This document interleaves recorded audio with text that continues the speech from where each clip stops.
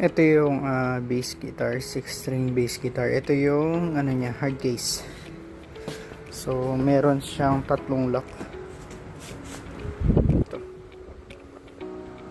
Ito pala yung ano, yung sa hard case. So yan, may ano siya. May dumi siya, not sure kung matatanggal, pero ito ano na kasi yung hard case. Pero maganda pa yung loob nito. At saka ano, presentable pa rin naman siya. Tsaka ano, wala ka na makukuhang ano, hard case na halagang 2K. Sulit na to. Yan. Ito pa.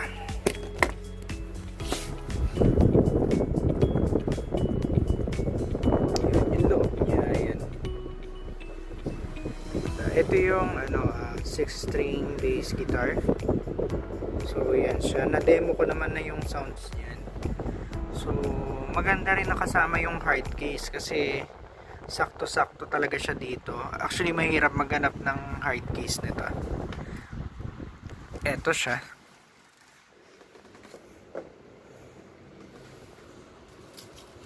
Ayan. Tapos yung likod niya. Ayan, napakita ko naman na rin to sa ano, sa video. Ay, sige, pahawak lang muna. So, yan siya. Wait lang. Ito sa loob niya, meron kasing ano to, cover. Pwede ka maglagay dito ng guitar wire. Yan na ganon. May kasama rin siyang ano, yan. Etong susi na to, para yan dyan. Pero hindi ko naman siya nagagamit. Yan, medyo against the light. Yan. So yan yung ano, yung bass guitar. So yan, na-demo ko na rin naman to sa ano.